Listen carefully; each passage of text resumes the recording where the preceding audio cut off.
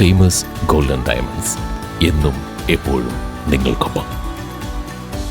Koppam government vocational higher secondary സ്കൂളിൽ നടക്കുന്ന ദ്വിദിന സഹവാസ ക്യാമ്പിൽ വയനാടിന് കൈത്താങ്ങായി ഉപ്പേരി ചാലഞ്ച് സംഘടിപ്പിച്ചു.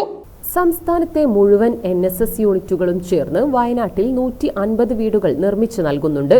ഇതിലേക്കുള്ള ധനസമാഹരണത്തിനായി കൊപ്പം ഗവൺമെന്റ് വൊക്കേഷണൽ ഹയർ സെക്കൻഡറി സ്കൂളിൽ നടക്കുന്ന ക്യാമ്പിൽ വയനാടൊരുക്കം എന്ന പേരിൽ കൊപ്പം സ്കൂളിലെ NSS വളണ്ടിയർമാർ ഉപ്പേരി ചലഞ്ച് സംഘടിപ്പിച്ചു.